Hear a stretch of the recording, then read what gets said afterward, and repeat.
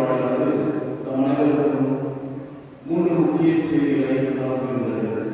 முதல் செய்தி, நாம் அனைவரும் உயிர்த்தெழுதலை மையமாக கொண்டு வாழ்ந்து வருகின்றோம் என்பது. இரண்டாவது செய்தி, நம் அனைவருக்கும் இறைத்தன்மையும் மனிதத்தன்மையும் இருக்கின்றது. இந்த இறைத்தன்மை மனிதத்தன்மையில் நாம் எப்படிப்பட்ட தன்மையை நாம் வாழ்ந்து வருகின்றோம் என்பதை சிந்தித்து பார்க்க அழைக்கப்படுகின்றது. மூன்றாவதாக, நாம் அனைவருமே நமது நிகழ்கால வாழ்வை மனதில் கொள்ளாமல் எதிர்கால வாழ்வை மனதில் கொண்டு நம்மை நாம் மாற்றிக்கொள்வதற்கு அழைக்கப்படுகின்றது. இத்திருப்பலை நாம் கருமுறை கொடுக்க தடையாக இருக்கின்ற நமது குற்றமுறைகளை நிறுத்தி பார்த்து மனமருந்து அமைக்க வேண்டுவோம். இளம்பல இறைவனமும்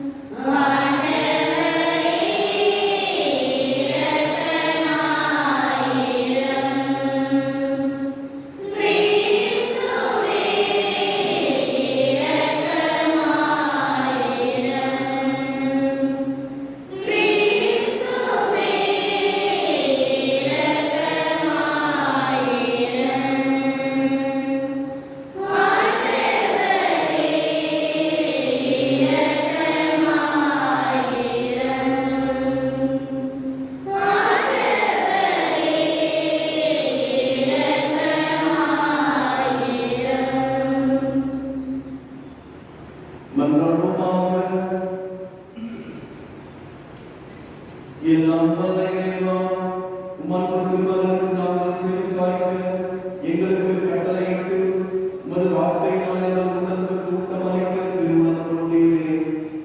நாங்கள் தூய்மையாக்கப்பட்டு உமது மாட்சியை கண்டு மகிழ்வோமாக. உம்மோடு தூயாமையாக இறைவனாக என்றென்றும் வாழ்ந்து ஆட்சி செய்கிற எங்கள் ஆண்டவர் உம் திருமகனாகிய இயேசு கிறிஸ்து வழியாக உம்மை மன்றாடுகின்றோம்.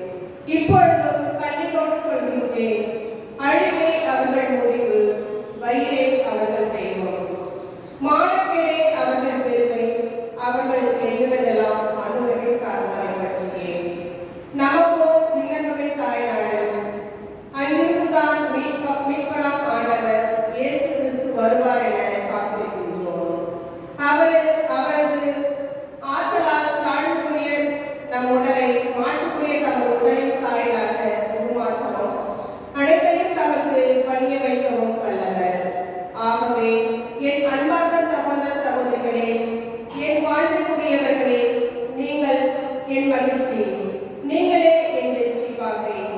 அன்பர்களே, ஆண்டவரோடு உள்ள உறவில் நிலைத்திருங்கள். இது ஆண்டவர் வழங்கும் அருள்வாக்கு.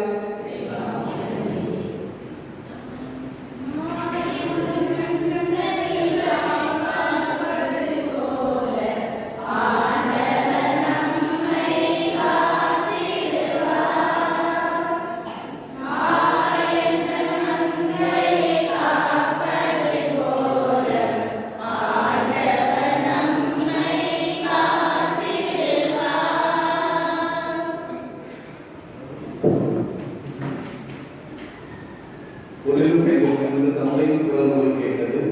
என் அன்பார்ந்த மீட்பர் இவரே, இவருக்கு செவிசாயுங்கள்.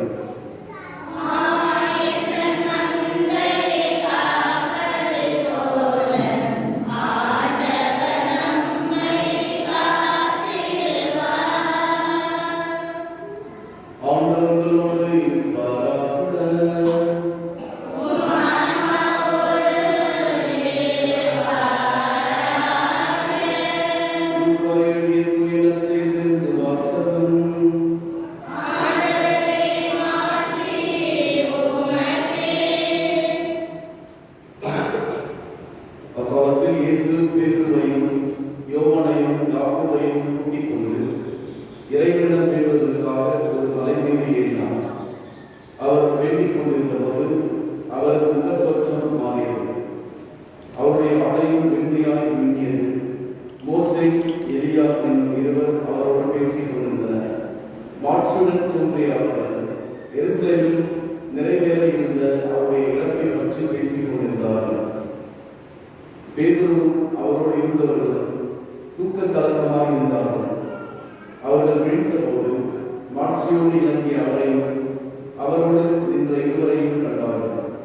அவ்விருவரும் அவரை விட்டு பிரிந்து சென்றபோது பேதுரு இயேசுவை நோக்கி, ஆண்டவரே, நாம் இங்கேயே இருப்பது நல்லது.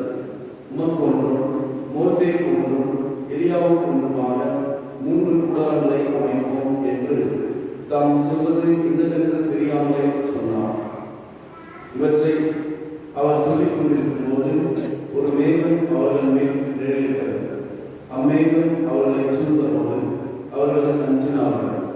அந்த மேகத்தில் நின்று, இவரே என் மைந்தர், நான் தெரிந்து கொண்டவர் இவரே, இவருக்கு செவிசாயுங்கள் என்று ஒரு குரல் ஒலித்தது. அந்த குரல் கேட்டபொழுது இயேசு மட்டும் இருந்தார். தாங்கள் கண்டவற்றில் எதையும் அவர்கள் அந்நாளில் யாருக்கும் சொல்லாமல் அமைதி காத்தார்கள்.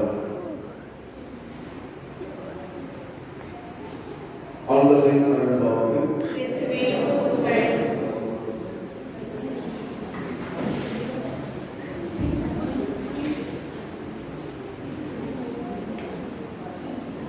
அன்பர்களே, 2 நிகழ்வுகளை நாம் முதலில் அறிந்து கொண்டு அதன் பிறகு நாம் ஆய்வுரை கடந்து செல்லலாம். முதலாவதாக எனக்கு தெரிந்த ஒரு நபர் சென்னையில் இருக்கின்றார். அவருக்கு ஒரே ஒரு குழந்தை, ஒரு மகன். அந்த மகன் அவங்க 2 பேருமே அரசு வேலை செய்பவர்கள். அந்த 2 தம்பதிகளின் மையம் அந்த பையன்தான். குழந்தையாக இருந்தது.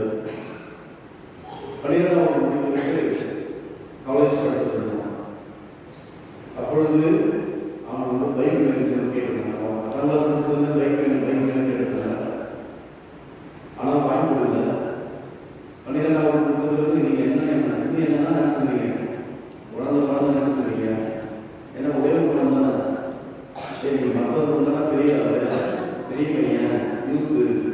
ஆனால் எனக்கு நீ யார் தான் குழந்தை தான் சொல்லுவாங்க. அதே மாதிரி அவங்க அப்பா தான் குழந்தை தான் சொல்லுவாங்க. அவங்க தோஸ்தோ குழந்தை சொல்லுவாங்க. அவங்க அந்த குழந்தை கூடுதலாக பிடிக்கல. எப்போ பார்த்தாலும் குழந்தை போட்டு சாப்பிட்டியா, இது பண்ணியா, அது பண்ணியா சொல்லிட்டு குழந்தைங்க கேட்டு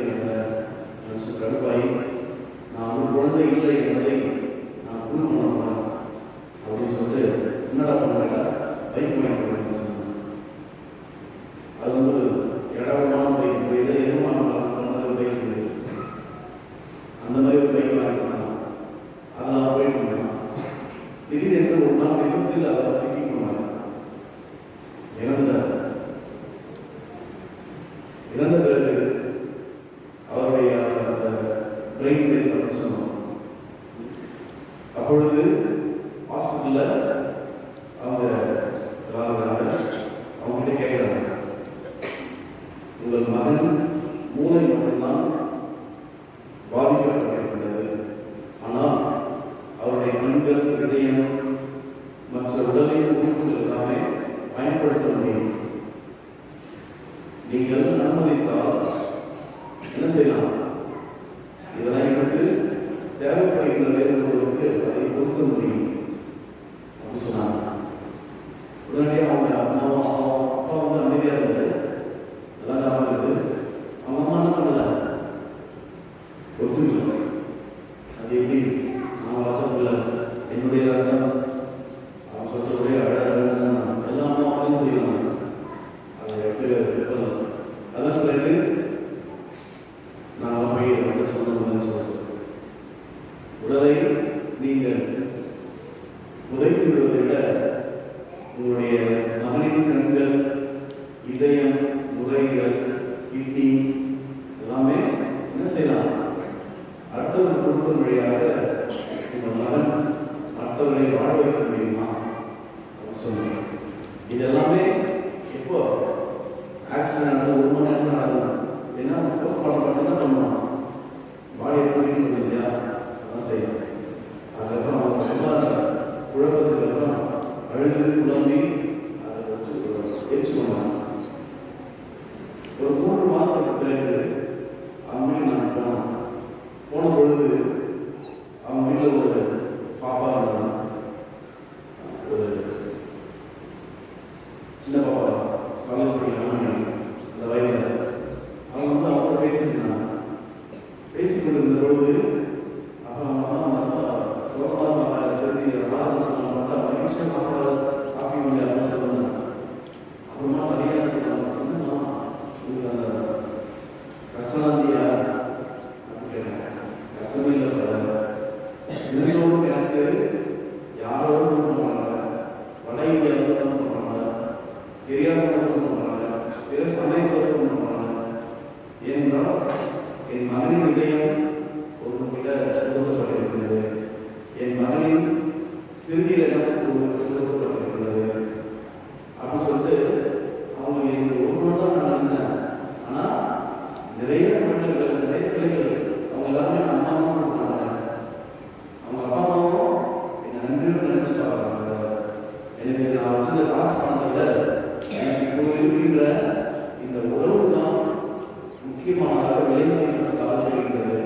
எனது மகன் இறந்தது போல எனக்கு தெரியவில்லை, என் மகன் இன்னொரு தான் இருக்கிறான் அப்படின்னு சொன்னாங்க.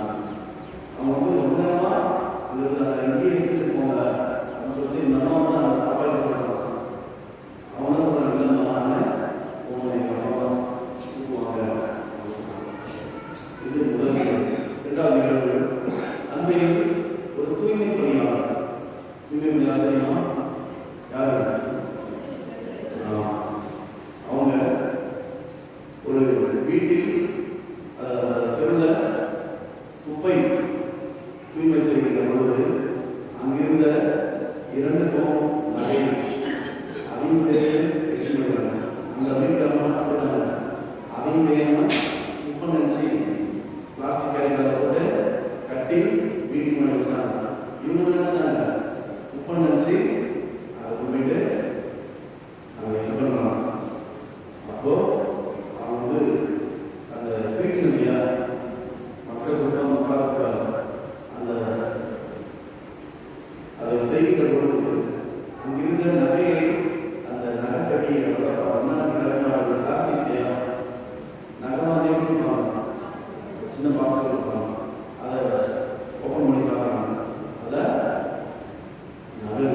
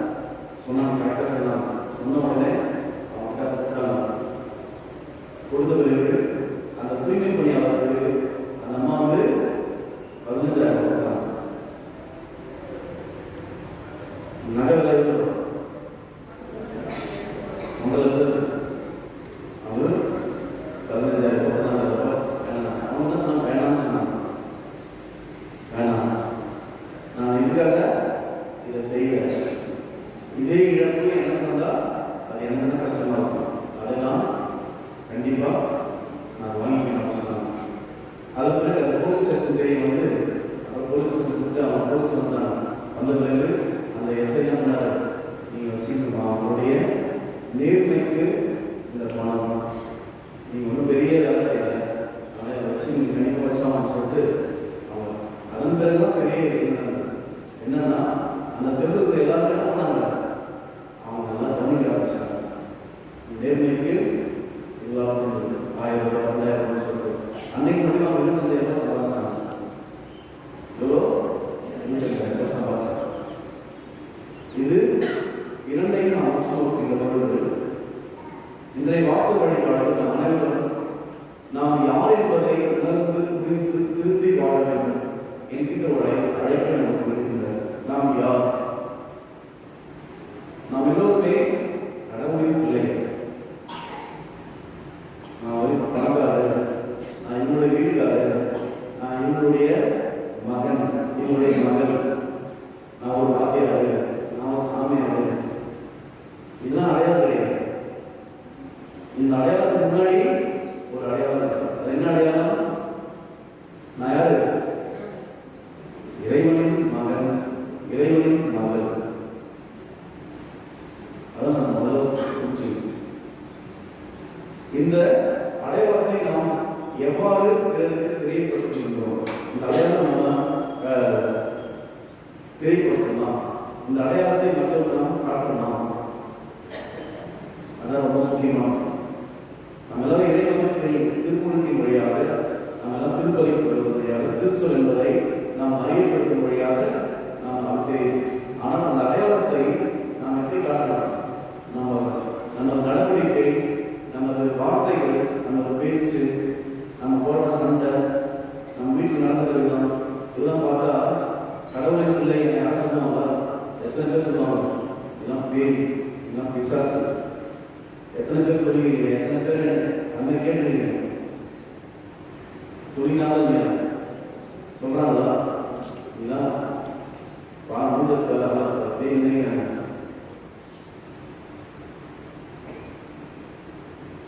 ஒரு சில நானே கூட சொல்லிக்கிறேன், நீங்க பேயெல்லாம் பார்க்கறத என்ன பாருங்கன்னு சொல்லிக்கிறேன், விளையாட சொல்லியிருக்கேன். ஏன்னா கோயில்ல அவங்க எப்படி இருக்காங்க, கோயில கையே போக மாட்டாங்க, எங்கேயோ கை. அதை நாம் புரிந்து கொள்வோம். முதல் செய்தி தான். இரண்டாவது செய்தி, இறைமகன் என்பதற்கு நாம் திருமுழுக்கு அல்லது மற்ற திருவருட் சாதனங்களை பெற்றுதான் இறைமகன் என்று இருக்க வேண்டிய அவசியம் இல்லை. இந்த முதல் வாசகத்தில் நாம் ஆபிரகாமுடைய வாழ்க்கையை பார்க்கின்றோம். ஆபிரகாம் என்ன செய்யறாரு? அவர் கிறிஸ்தவர் கிடையாது. நல்லா தெரிஞ்சுக்கணும். ஆபிரகாம் யார் கிடையாது? கிறிஸ்தவர் கிடையாது. இஸ்ராயல் இனத்தை சேர்ந்தவரும் கிடையாது, பிற இனத்தை சேர்ந்தவர். புரியுதுங்களா? கடவுள் அவரை தான் தேர்ந்தெடுத்தார். ஏனென்றால் அவர்தான் இறைவன் என்ன நினைக்கின்றாரோ அதை இறைவன் சொல்வதற்கு முன்பாக வாழ்ந்தவர். நல்லா புரிஞ்சுக்கணும். நாம ஒன்றை சொல்லி இப்படி வாழ்க வாழ்க வாழ்ந்து நாம் சொல்லுங்கள். ஆனால் ஆபிரகாம் அவராகவே இது நல்லது, இது நல்லது, எனக்கு நல்லது, என் வீட்டுக்கு நல்லது, இந்த சமுதாயம் நல்லது, இதெல்லாம் கெட்டது, இதெல்லாம் செய்யணும், இதெல்லாம் நல்லது, நான் செய்வேன் என்ற ஒரு சுய கட்டுப்பாடு, அடிப்படை ஒழுக்கத்தோடு அவர் வாழ்ந்து வந்தார். அதனால கடவுள் அவரை தெரிந்து கொண்டார். அவரை தேர்ந்தெடுத்து அவரை ஆசீர்வதித்து அவர்கிட்ட கேட்டார். அவரை ஒரு மிகப்பெரிய இனமாக அவர் வழியாக மீட்பு பிறக்க செய்ய வேண்டும் என்பது கடவுள் திட்டம். கடவுள் ஆபிரகாமுக்கு பேசுறார். கடவுள் ஆபிரகாமை உருவாக்கி நல்லவனா படைச்சு நல்லவனா வாழ வச்சு கூப்பிட்டார். அவர் ஆல்ரெடியாக வந்தார், நல்ல வாழ்க்கை வாழ்ந்து கொண்டிருந்தார். எனவே அவரை தெரிந்து கொள்கின்றார். ஆபிரகாம் ஆண்டவருடைய நம்பிக்கை கொண்டார். அதை ஆண்டவர் அவருக்கு நீதியாக கருதினார். கடவுளை நம்புவதுதான் கடவுளுக்கு நீதி. நீங்க உண்மையிலேயே கடவுளுக்கு நீங்க நல்லது செய்யணும் அப்படின்னா என்ன செய்யணும்? கடவுளை நம்பணும். வேற எதுவுமே கடவுளுக்கு நீதியாக. சரிங்களா? அதை நம்ம பார்க்கணும். அதற்கடுத்தாக ஆபிரகாம் வாழ்வில் இந்த நாட்டை உனக்கு உரிமை சொத்தாக அளிக்க உன்னை கல்தேயின் ஊரின் நகரிலிருந்து கல்தேயா அந்த நகரிலிருந்து இங்கு அழைத்து வந்த ஆண்டவர் நானே சொல்றேன். கடவுள்னா சொல்றாரு, நான் என்னுடைய நாட்டையும் வீட்டையும் இனத்தையும் எல்லாவற்றையும் விட்டுவிட்டு வாப்பா கூப்பிடுறாரு. அப்புறம் என்ன செய்யறாரு? யார் கடவுள், அவர் என்ன பண்ண போறாரு, எதுக்காக நம்ம எப்படிப்பட்ட ஆளாக போறோம் ஒன்றுமே தெரியாது. Just left everything and follow. எல்லாத்தையும் விட்டுட்டாரு. கேள்விலாம் கேட்கல, கேள்விலாம் கேட்கல. இது முதல் வாசகத்தில் நாம் அறிந்து கொள்ள வேண்டிய ஒரு செய்தி. இந்த திருப்பாடல் ஆண்டவரே என் ஒளி அவரே என் மீட்பு என்ற திருப்பாடல் ஆசிரியர் நாம் அனைவருக்குமே ஆண்டவர் மட்டும்தான் ஒளியாகவும் மீட்பாகவும் இருக்க முடியும். நம்ம நினைக்கிறோம் நிறைய நேரத்தில் பணத்தின் மீதும் பொருளின் மீதும் புகழின் மீதும் நபர்கள் ஆட்கள் மீதும் நமது நம்பிக்கை வைக்கின்றோம். அவங்க தான் எனக்கு வழி. நிறைய பேர் சொல்றாங்க, இல்லையா சார் உங்கள் உடல் வர வழியே இல்லை சார், பொய். ஒன்று நீங்கள் அவரை ஏமாத்துறீங்க, இல்லைன்னா அவங்கள ஏமாத்த போறாருன்னா ஒன்று நீங்கள் அவர்கிட்ட என்ன சொல்றீங்க, நீங்க தான் சார் எங்கள் குத்து வேலை ஒரு பாட்டு இல்லையா, நீங்க எப்படின்னா என்ன வேலை குத்து வேலை குத்து வேலை கிடையாது, இந்த வேலை குத்து வேலை யார்? கடவுள் மட்டுமே ஒரு முடியும், என்ன வர முடியும், ஒளியாகவும் வழியாகவும் இருக்க முடியும். அதை நம்ம மனசுல வச்சு மறந்துடவே கூடாது. கடவுள் மட்டுமே நமக்கு வழி. இரண்டாவது வாசகத்தில் ஒரு எதிர்மறை எண்ணம் நமக்கு வருவதை தூய பௌரணிகள் நமக்கு சுட்டி காட்டுகிறார். என்ன எதிர்மறை எண்ணம் என்றால், இந்த பிலிப்பு மக்கள் கிறிஸ்தவர்களாக மாறிய பிறகு அவர்கள் மீண்டும் பழைய கலாச்சாரத்துக்கு செல்ல அவர்கள் சோதிக்கப்படுகிறார்கள், பலர் அதை செய்து கொண்டிருக்கிறார்கள். பிலிப்பி என்பது ஒரு டவுன் சிட்டி, சரிங்களா? அங்க பல்வேறு கலாச்சாரத்தில் மக்கள் அங்கே கூடுவாங்க. தூய பௌரணிகள் அந்த இடத்துல போய் மக்களை மனமாற்றி ஒரு ஒரு கிறிஸ்தவ என்கின்ற ஒரு குழுமத்தை, ஒரு கம்யூனிட்டி, ஒரு திருச்சபை ஏற்படுத்தினார். ஆனால் அந்த திருச்சபையில் இருக்கின்ற மக்களுக்கு சில நேரங்களில் தவறான வழிக்கு, தவறான எண்ணங்கள், தவறான சிந்தனைகள் கொண்டவர்களாக மாறுவதற்கு அவர்கள் சோதிக்கப்பட்டு அதையும் நாம் செய்யலாம். மீண்டும் பழைய மது அருந்துகின்ற பழக்கம், சூதாட்டம் அப்படிங்கிற பழக்கம், இந்த மாதிரி ஒரு சில தவறுலாம் செய்யறாங்க. தூய பௌரணிகள் இதை பற்றி கேள்விப்பட்டார். அப்போ அவங்க சொல்றாரு, இங்க பார்த்தீங்கன்னாக்கா மிக அழகாக சொல்லியிருக்காங்க, அழிவே அவர்கள் முடிவு, அழிவே அவர்களின் முடிவு, வயிறே அவர்களின் தெய்வம்.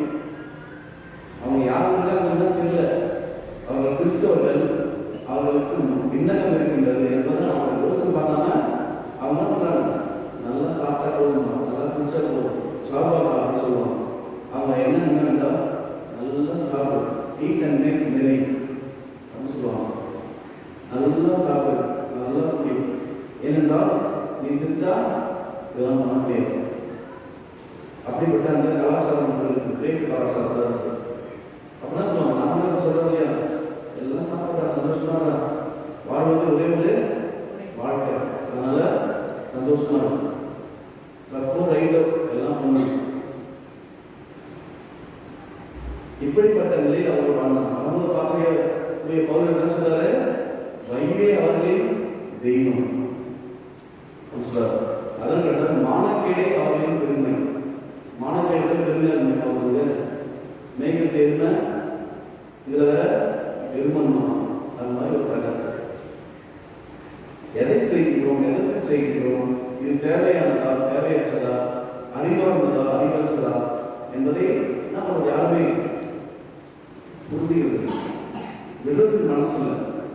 ஒரு ஊர்ல ஒரு இளைஞர் என்ன செய்யலாம், நான் கடவுள் பிள்ளையாக இருக்க வேண்டும், எனக்கு இருக்கிற கெட்ட பழக்கம்லாம் நீங்க எனக்கு அது ஏதாவது வழி சொல்ல முடியுமா அப்படின்னு சொல்லிட்டு நிறைய பேர் போய் ஒரு ஊரில் ஒரு துறவி போய் பார்ப்பேன். நான் நல்ல பிள்ளையாக இருக்க வேண்டும், கடவுளின் பிள்ளையாக இருக்க வேண்டும். நான் இந்த தீய செயல்கள், பாவ செயல்கள், பயனற்ற செயல்கள் எல்லாத்தையும் நான் விடுபட வேண்டும். ஆனால் அது என்ன மாட்டேங்குது, அது என்ன விடமாட்டேங்குது. எடுத்துக்காட்டாக நான் வந்து நல்ல பையனாக நினைக்கிறேன், அவரே என் ஃப்ரெண்ட் தான் பண்ணலாம், என்னை கூட்டு வந்து தண்ணியை கூட்டு போயிடலாம். நான் சூதாட்டம் ஆடக்கூடாதுன்னு நினைக்கிறேன், அப்போதான் ஒருத்தர் தான் பண்ணிடலாம், கூட்டு போயிட்டு ஆட வைக்கிறான். இந்த துறையை வந்து நடந்து அவனோட பாப்பா எங்களோட வா அப்படின்னு போனாக்கா ஒரு தென்னை மரம் இருந்தது. தென்னை மரத்தை பிறகு என்ன கட்டி பிடிச்சினாங்க. கட்டி பிடிச்சிட்டு அவங்க இந்த தென்னை மரம் என்ன விடமாட்டேங்குது அப்படின்னா, இந்த தென்னை மரம் என்ன விடமாட்டேங்குது. அப்போ அதை எழுதினாங்க, நீ போய் தென்னை மரத்தை கட்டி பிடிச்சிங்க, தென்னை மரம் விட மாட்டேங்குது, யார்கிட்ட கதை விடணும். அப்புறம் துறை சொன்னாங்க, இந்த தான் நீ பண்ற, உன் நண்பர்களை யார் விடணும், நீ தான் விடணும். உனது பாவங்களை நீ தான் விடணும். அது விட மாட்டேங்குது, அது விட மாட்டேங்குது. கவகாலத்தில் கையில நான் எப்போ பசியோடு இருந்தோம், அப்போதான் என்ன என்னைக்கு பாசிங் இருந்தோம், என்னைக்கு நோன்பு இருந்தோம், அன்னைக்கு தான் வரும் ரொம்ப பசிக்கும். என்னைக்கு நான் பிடிக்காம இருக்குன்னு நினைக்கிறோம், அன்னைக்கு தான் பிடிக்காம தான் பண்ணுவாங்க, என்ன கூப்பிடுவோம். இதுதான் சாக்கு. நீங்க குடிக்கிறதுக்கு தான் நீ சொல்ற அது உங்களுக்கு உண்மையாக தான் இருக்கும். பார்த்துக்கிறீங்களா, என்னைக்கு வெள்ளிக்கிழமை பாசிட்டிவ் இருக்கீங்களோ அன்னைக்கு தான் வேணும்னே தான் வரும். ரொம்ப பசி போய் சாப்பிடலாமா, 11 மணி நேரம் பெருசாக சாப்பிடலாம் சொல்லிட்டு நிறைய பேர் பேசுறாங்க. அதுதான் சோதனை. அங்குதான் நீங்கள் யார் என்பதை நிரூபிக்க வேண்டும். அது வந்து நம்ம 2-3 முறை அதை செஞ்சுட்டாங்கன்னா நாம் அதை வெற்றி பெற முடியும். சோதனைகள் மேலே நாம் இருக்கோம், சோதனை கீழே நாம் இருக்கோம். எப்பொழுதுமே நாம் சோதனைகளுக்கு மேல் இருந்து கற்றுக்கொள்ள வேண்டும். அந்த சோதனை வரும், எல்லாருக்குமே சோதனை வரும், ஆனால் நம்மளால எழுந்துவிடக்கூடாது. இன்றைய நற்செய்தி வாசகமானது 3 முக்கிய கருத்துக்களை நமக்கு சொல்லுகிறது. இயேசு தோற்றம் மாறுகிறார். படத்தை பழைய படமாக இருந்துச்சுன்னா, ஒரு ரஜினி படம் வச்சுன்னா ரஜினி எப்படி காட்டுவாங்க, முதல்ல கவலை காட்டுவாங்க, ஷூ காட்டுவாங்க, அப்புறமா மியூசிக் போடுவாங்க, ஓப்பனிங் பார்த்துருக்கீங்களா, தெரியுமா தெரியும். அப்புறமா அவருடைய ஆட்சி காட்டுவாங்க, அப்புறமா எல்லாம் கொடுக்கலாம் காட்டுவாங்க. அப்படின்னா ஒரு எல்லாருக்கும் அப்புறமா ஒரு திரும்பி வரும், நம்ம தலைப்பு வராங்கன்னா கை தருவாங்க, எல்லாம் மிஸ் அடிப்பாங்க. பார்த்துருக்கீங்களா? அதுபோல இயேசு தம் உடல் இருந்த சீடர்களை அவர் புரிஞ்சுக்கிறார் இல்லையா, அவங்க புரிஞ்சுக்கணும். இந்த அளவுக்கு நாம் யார் என்பதை இந்த 3 சீடர்களுக்கு காட்ட வேண்டும் என்று விரும்பி அவங்க அவர்களை தனியே ஒரு மலை அழைத்து, மத்திய நட்சத்திர தாபூர் மலை, லூக்கா நட்சத்திர மலை இருக்குது. அங்க என்ன பண்ணாங்க, கூட்டிட்டு போயிட்டு இயேசு தோற்றம் மாறுகிறார். என்ன தோற்றம் மாறாரு, தான் உண்மையில் யார் என்பதை காட்டுகிறாங்க. சீடர்கள் என்ன நினைச்சுக்கிறாங்க, இவங்களும் நம்ம மாதிரி ஒரு ஆள் தான், இவங்க அம்மா வளர்ந்துட்டாங்க அப்படின்னு அவங்க நினைச்சிருந்தாங்க. ஆனால் இயேசு தோற்றம் மாறிய பொழுது அந்த மத்திய நட்சத்திரத்துல மிக அழகாக சொல்லியிருக்காங்க. அங்கு அவரது முக தோற்றம் மாறியது, அவருடைய ஆடையும் வெண்மையான நுண்ணியது. மத்திய நட்சத்திரத்துல இதுவரை எந்த சலவைக்காரும் வெளுக்காத அளவுக்கு அவருடைய துணி இருந்தது, ரொம்ப வெள்ளையா இருந்தது, ரொம்ப பிரகாசமா இருந்தது அப்படின்னு சொல்றாங்க. அப்போ சரி என்ன பண்றாங்க, பார்த்து ஸ்டன் ஆயிடுறாங்க. அதை நம்ம இருபது அப்படின்ட்டோம், 20 நம்ம அப்படி பேசியிருந்தோம், ரொம்ப கேஷுவலா பேசியிருந்தோம் சொல்லிட்டு அவங்க ஒரு அச்சம், பயம் அப்படின்றது. இப்போ நம்ம கூட ஒரு சில நேரங்களில் யாருக்காவது அந்த உடல் ரீதியாக பேய் பிடிச்சிருக்கோம், அவங்க நல்லா கேஷுவலாக பேச முடியுமா, என்ன நினைப்பாங்க, ஐயோ எப்போ பேய் பிடிக்கும் நமக்கு தெரியாது. கொஞ்சம் நல்லா பேசுவாங்க, கொஞ்சம் கவனமாகவே இருப்பாங்க பார்த்தீங்கன்னா. ஆனால் அது பேய் கிடையாது, அது மனம் உடல் ரெண்டும் பொருந்தி போகாமல் அவங்களோட அந்த குறைபாடு இருக்குது. அவங்க கூட நம்ம எப்படி இருக்கோம், நல்லா பேசுவோம், மனசாக பேசுவோமா, பரவாயில்ல, உங்களுக்கு பேய் பிடிச்சிருந்தா அந்த நோயெல்லாம் பரவாயில்ல, நல்லா சொல்லுவாங்க. என்னடா என்ன ஆகிடும், எப்போ எப்போ பேய் பிடிக்கும் தெரியாது அப்படின்னா அதை நம்ம இன்சல்ட் பண்ணுவோம். ஆனால் இயேசு இப்படிப்பட்ட ஒரு தோற்றத்தை வைத்திருக்கின்றார் என்று அவர்கள் சிந்தித்து பார்க்கும் பொழுது அவரால் ஏற்றுக்கொள்ள ஆச்சரியமாக இருக்குது. ஆர்வப்படாத என்ன சொல்றாரு, ஆண்டவரே பேசாம நம்ம எதுவும் சும்மா பேசுறீங்க, என்ன பேசாரு இயேசு, நான் முன்னாடி இயேசே போனோம், அங்கே போய் என்னை காட்டி விடுவாங்க, என்னை சிவில் அறைவாங்க, என்னை கொண்டுவாங்க, 3ஆம் நாள் உயிர் எழுதுவாங்க அப்படின்னு சொல்றாரு. ஏது ரொம்ப சிம்பிள் ஐடியா சொல்றாரு. இங்கே பேசாம கூட போட்டு ஒன்று கொண்டு மோசை கொண்டு எளியா கொண்டு அவங்களை பத்தி பேசாம எங்களுக்கு கொண்டு சொல்லல. அவர் சொல்றாரு, உங்க கூட நான் எங்கே இருந்து நான் பேசுறேன், உங்க கூட நானும் தனிக்கிறோம் அப்படின்னு சொல்றாங்க. ஆனால் அது நிலைக்கவில்லை. அங்க யாரா இருக்காங்க? மோசே, எலியா. அதான் மிக முதல் நான் பார்த்தீங்களா, நாம் அனைவருக்கும் உயிர் தெழுதல் இருக்கின்றது என்பதை இந்த காட்சி உணர்த்துகிறது. என்ன காட்சி? மோசே எந்த ஏற்பாட்டில் பழைய ஏற்பாட்டில் தொடக்க விடுதலை வேண்டும் சரிங்களா, இறந்த மோசே இறந்தாரு. ஆனால் இயேசுவின் காலத்தில் மோசே அங்க வராது. அப்புறம் என்ன அர்த்தம்? மோசே இறக்கவில்லை. உலகத்தில் தான் இறந்தார் ஒழிய அவர் மகிமை பொருந்திய அந்த உடலோடு தோற்றம் மாறி எங்க இருக்காரு? விண்ணகத்தில் இருக்கின்றார். அதான் செய்தி முக்கியமானது. ஏழை லாசர் அபிரகாம், இந்த ஊமையில என்ன பண்ணாங்க? அபிரகாம் எப்போ லாசர்? மோசே முன்னாடி வாழ்ந்தது. வடக்கணும் 12வது அதிகாரத்தில் இயேசு காலத்தில் ஆபிரகாம் காலத்தில் ரொம்ப நிறைய வருஷம் ஆகும். ஆனால் அங்க என்ன நடக்குது? லாசர் இறந்து போனா எங்க போய் உட்காரலாம்? மோட்சம் ஆபிரகாம் மணி எங்க உட்காராங்க? மோட்சத்துல ஆபிரகாம் மணி. அப்ப அங்க யார் பேசுறாங்க? ஆபிரகாம் பேசுறாரு. அவன கேட்கலாம், அது ஆபிரகாம் எனக்கு என்ன கொடுங்க, எனக்கு ஒரு சொத்து தண்ணி கொடுங்க. அப்ப ஆபிரகாம் இறக்கல, மோசே இறக்கல, இன்னொரு இறைவாக்குங்க எலியா அவரும் அங்க இருக்காங்க, அவரும் இறக்கல. அப்ப என்ன சொல்லுது நம்ம சொல்லியும், நல்லவர்கள் இறக்க மாட்டார்கள். இறைவனுக்கு ஏற்ற வாழ்க்கை வாழ்ந்தவர்கள் இந்த உலகத்திலிருந்து இறந்து போகக்கூடிய கடவுள் பாருங்க இறக்க மாட்டார்கள். இதுதான் நம்ம நம்பிக்கை. மனசு வச்சு இதெல்லாம் எடுக்கவே கூடாது. நாம இந்த மலையை கொண்டு சொல்றோம் இல்லையா, நம்ம சொல்றோம் திருச்சபை நம்புகின்றேன், பாவ மன்னிப்பை நம்புகின்றேன், உடலை உயிர்ப்பை நம்புகின்றேன்.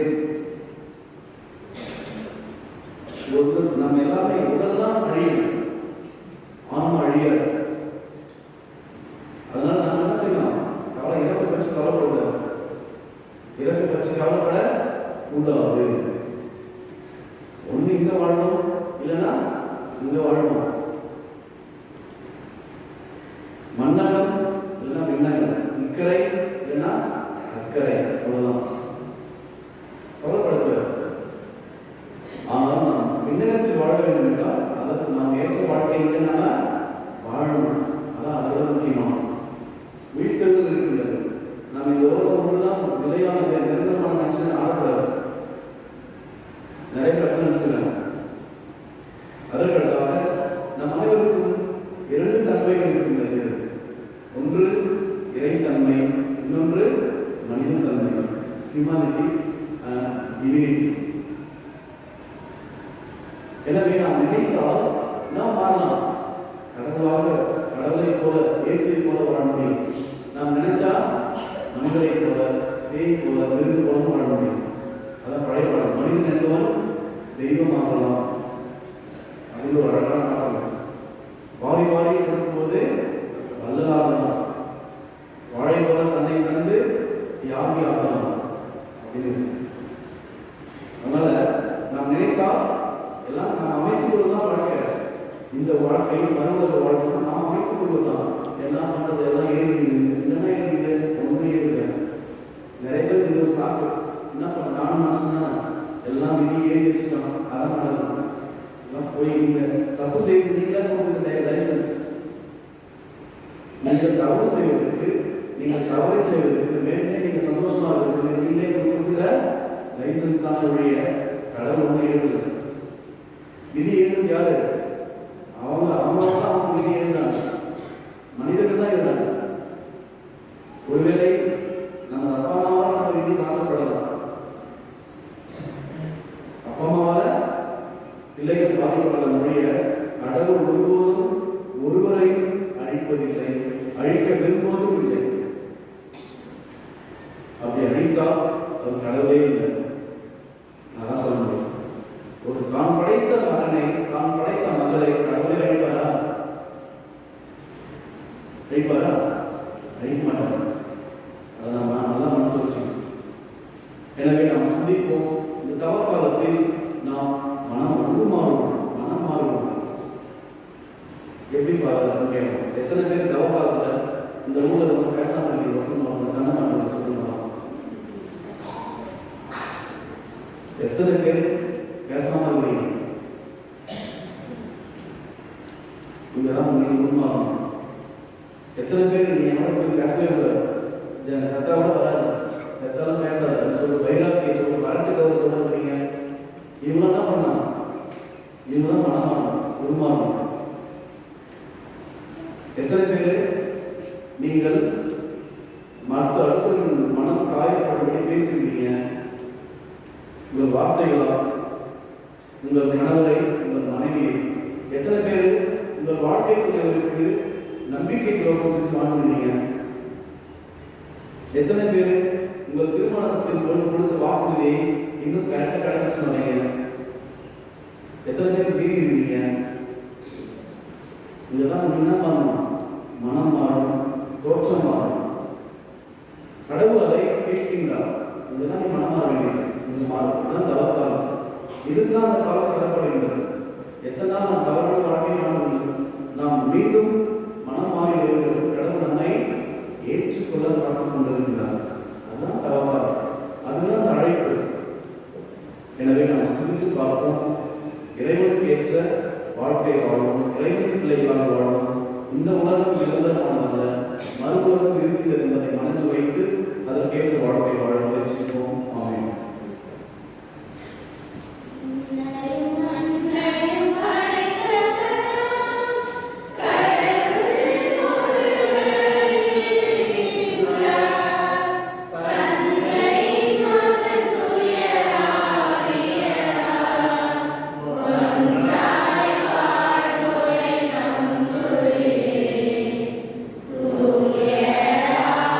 Yeah.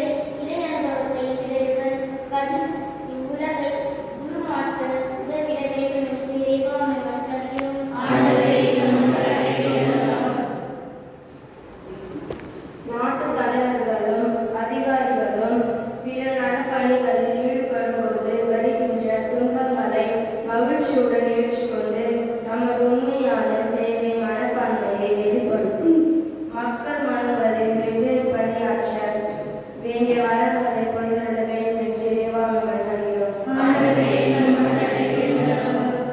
இயேசுவை பின்செல்லும் மக்களாகிய நாங்கள் வாழ்வில் நேரிடும் துன்பத் துயரங்கள், சோதனைகள் எமது லட்சிய வாழ்வை திசை மாற்றிடும் என்பதை உணர்ந்தவர்களாக மன உறுதியுடன் செயல்படவும், எம்மையே நாங்கள் சுய ஆய்வு செய்து எமது பழைய வாழ்விலிருந்து உருமாறி புது வாழ்வை பெற்றிடவும் வரமருள வேண்டும் என்று இறைவாமை மன்றாடுகிறோம்.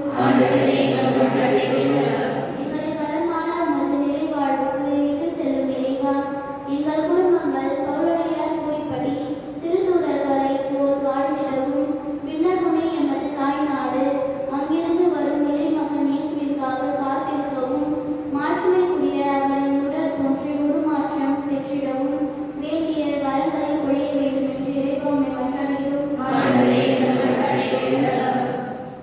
கண்களை மூடி நம்ம தனிப்பட்ட தேவைகளுக்காக சிறு நேரம் அமைதியாக கொண்டாடுவோம்.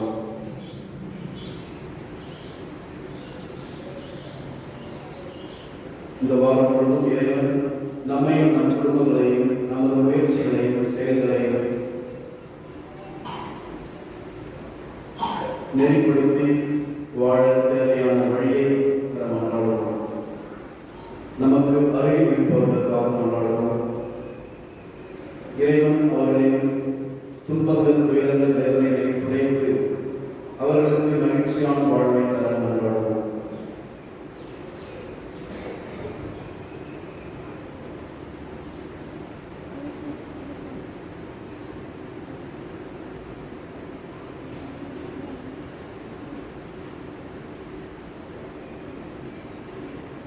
இந்த மன்றாட்டுகளை எங்கள் ஆண்டவராகிய கிறிஸ்து வழியாக கொண்டாடுகின்றோம்.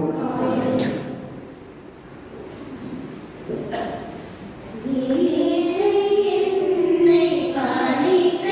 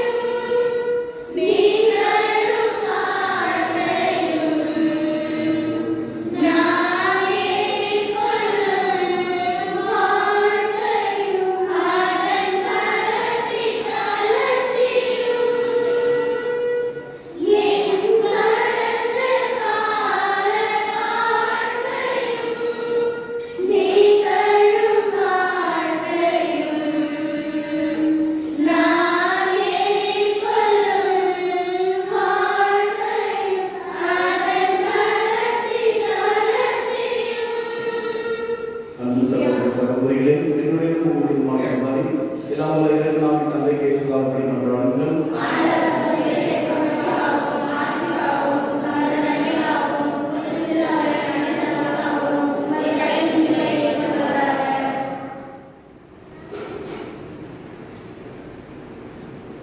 ஆண்டவரே, இப்பலி பொருட்கள் எங்கள் பாவங்களை கழுவி போக்குவதை வேண்டுகின்றோம். பாஸ்கா விழாவை கொண்டாடுவதற்கு உம்மீது நம்பிக்கை கொண்டோரின் உடல்களையும் மனங்களையும் இக்காணிக்கையானது புனிதப்படுத்துவதாக எங்கள் ஆண்டவராகிய கிறிஸ்து வழியாக உம்மை மன்றாடுகின்றோம்.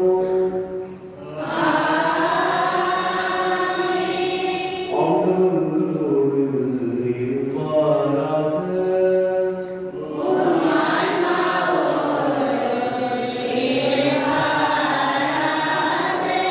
இதயங்களை மேலே எழுப்புங்கள்.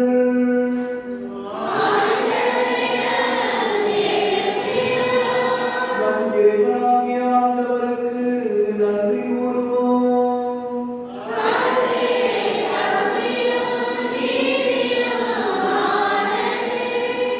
ஆண்டவரே, தூயவரான தந்தையே, என்றும் உள்ள எல்லாம் வல்ல இறைவா, எங்கள் ஆண்டவர் கிறிஸ்து வழியாக என்னாலும் எவ்விடத்திலும் நாம் உங்களுக்கு நன்றி செலுத்துவது மிகவே தகுதியும் நீதியும் ஆகும். எங்கள் கடமை மீட்கக்கூடிய செயலும் ஆகும். கிறிஸ்து தமது சாவை சீடர்களுக்கு முன்னறிவித்து புனித மலையில் தமது பேரொழியை வெளிப்படுத்தினார். அதனால் சட்டமும் இறைவாக்குகளும் சான்று பகர்ந்தவாறு தம் பாடுகள் வழியாகவே உயிர்ப்பின் மாட்சிக்கு தாம் வந்து சேர வேண்டும் என்பதை அவர் விளங்கச் செய்தார். ஆகவே ஆற்றல் மிகுந்த விண்ணவரோடு சேர்ந்து நாங்களும் இம்மண்ணுலையில் இடையராத ஒரு மாட்சியை கொண்டாடி முடிவின்றி ஆர்ப்பரித்து சொல்வதாவது: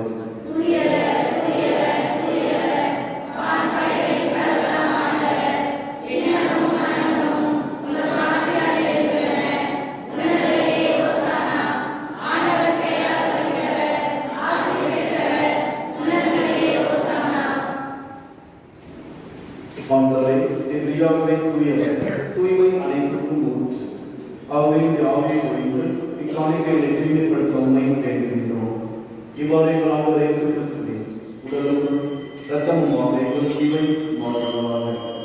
அவர் பாடுபடலும் கணிந்து நம்மை கையிட்ட போதும் அப்பத்தை எடுத்து நன்றி செலுத்தி அதை பிட்டு தம் சீடர்களுக்கு அளித்து கூறியதாவது: அனைவரும் இதிலிருந்து பெற்று உண்ணுங்கள், ஏனெனில் இது உங்களுக்காக கையளிக்கப்படும் என் உடல்.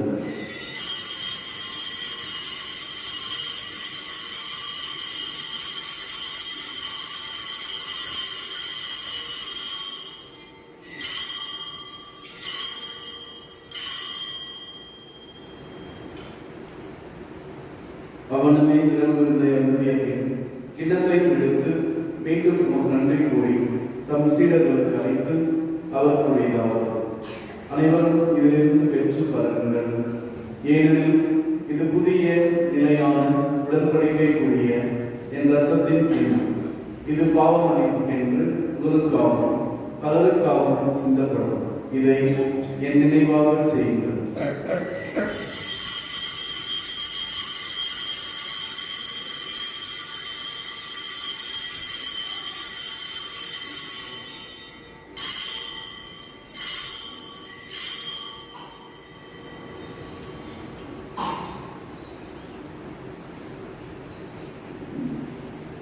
நம்பிக்கையின் மறைபொருள்.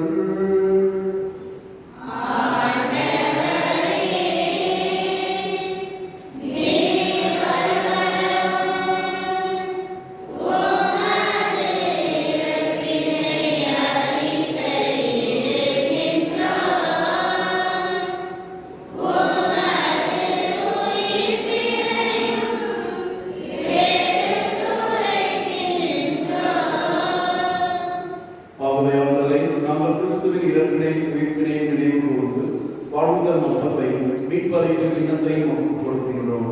உம் திருமுன் என்றும் அம்மொழியின் புரிய தகுந்தவர்களை ஏற்றுக்கொண்டீர். எனவே நன்றி செலுத்துகின்றோம். மேலும் கிறிஸ்துவின் உடலிலும் இரத்தத்திலும் பங்கு கொள்ளும் எங்களை தூய ஆவியால் சேர்க்க வேண்டும் என உம்மை தாழ்மையுடன் கொண்டாடுகின்றோம். ஆண்டவரே, உலகெங்கும் பரவியிருக்கும் எங்கள் திருத்தந்தை பிரான்சிஸ், எமது பேராயர் பிரான்சிஸ் கலிஸ்ட், எல்லா திருநிலையினர் ஆகிய அனைவரோடும் உமது திரு அவை அன்பில் நிறைவேற செய்கிறது.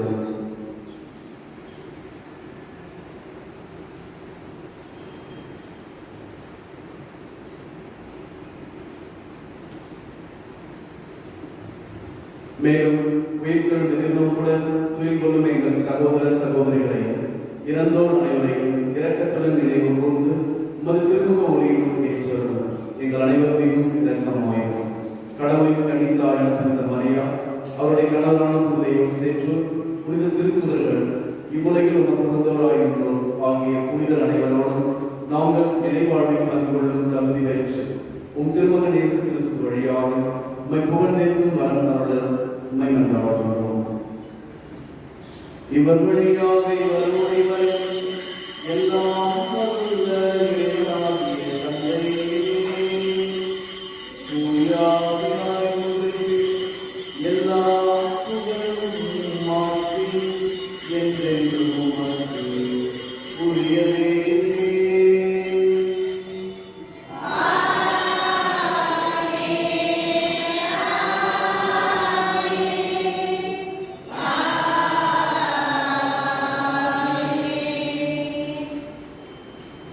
நாம் அனைவரும் இறைவனின் பிள்ளைகளாக வாழவும், இவ்வுலகம் மட்டுமல்ல நமக்கு மறு உலகம் இருக்கின்றது என்பதை மனதில் கொண்டு மனம் மாறி நமது பழக்க வழக்கங்கள் பாவங்களை விடுத்து இறைவனுக்கு ஏற்ற நல்ல பழக்க வழக்கங்களை நமதாக்கிக் கொள்ள தேவையான அருளை ஆசிரை விண்ணக தந்தை சொல்லி மன்றாடுவோம்.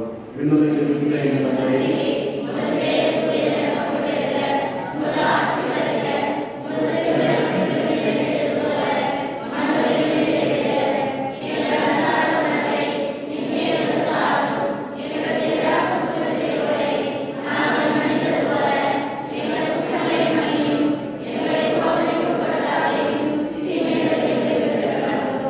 ஆண்டவரை தீமை அனைத்திலிருந்து எங்களை விடுவித்து எங்கள் வாழ்நாளில் அமைதியை கணித்தல் அருளை மன்றாடுகின்றோம். உமது இரக்கத்தின் உதவியால் நாங்கள் பாவத்திலிருந்து எப்போதும் விடுதலை பெற்று யாதொரு கலக்கமின்றி நலமாயிருப்போமாக. நாங்கள் எதிர்நோக்கி இருக்கும் பேரின்பத்திற்காகவும் மீட்பராக இயேசு கிறிஸ்துவின் வருகைக்காகவும் காத்திருக்கின்றோம். ஆண்டவரே இயேசு கிறிஸ்துவே, அமைதியை உங்களுக்கு விட்டுச் செல்கின்றேன், என் அமைதியை உங்களுக்கு அளிக்கின்றேன் என்று உன் திருத்துதர்களுக்கு வழங்கினேன். எங்கள் பாவங்கள், குற்றங்கள், பலவீனங்களை பாராமல் உமது திரு அவை நம்பிக்கையை கண்ணோக்கி உமது திருவுளத்திற்கு ஏற்ப அதற்கு அமைதியை ஒற்றுமை அளித்தல்வீராக. என்றென்றும் வாழ்ந்து ஆட்சி செய்கின்ற நீரே. ஆண்டவருடைய அமைதி உங்கள் அனைவரோடும் என்றும் இருப்பதாக.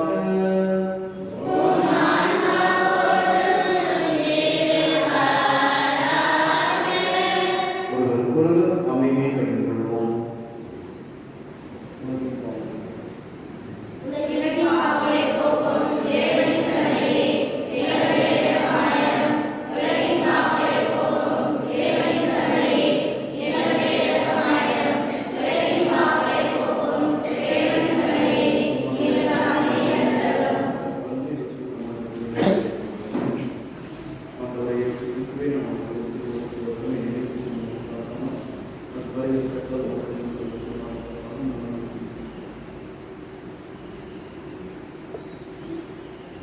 இதோ இறைவனின் செம்மறி, இதோ உலகின் பாவங்களை போக்குகின்றவர்.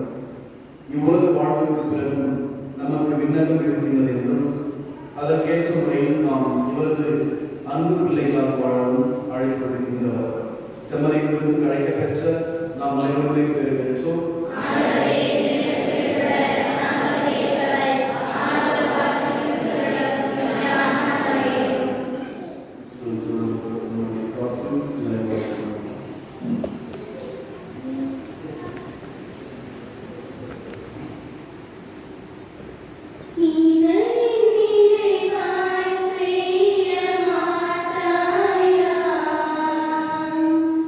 என்னுடலை உண்டு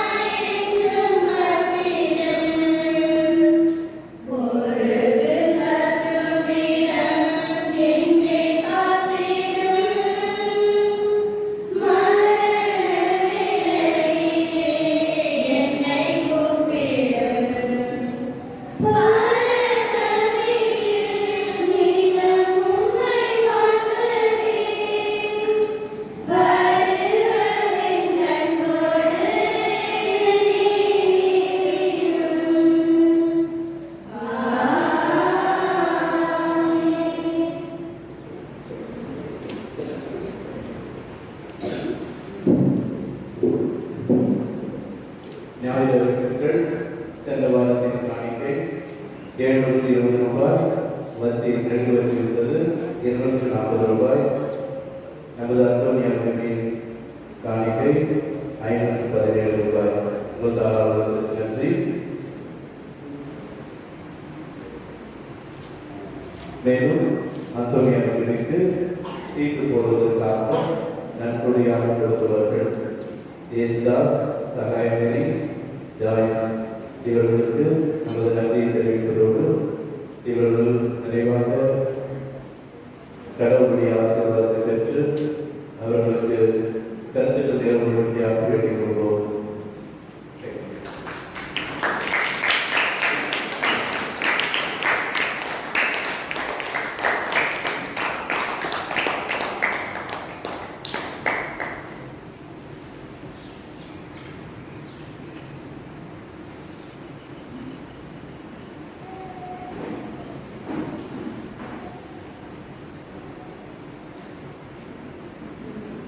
மன்றாடுவோமாக. ஆண்டவரே, இவ்வுலகில் வாழும் நாங்கள் ஏற்கனவே விண்ணுலக வாழ்வில் பங்கு பெற அருள் கூர்ந்தீர். மாட்சிக்குரிய மன நிகழ்வுகளை பெற்றுக்கொண்ட நாங்கள் உமக்கு செலுத்தும் நிறைவான நன்றியை ஏற்றுக்கொள்வீராக. எங்கள் ஆண்டவராகிய கிறிஸ்து வழியாக உம்மை மன்றாடுகின்றோம்.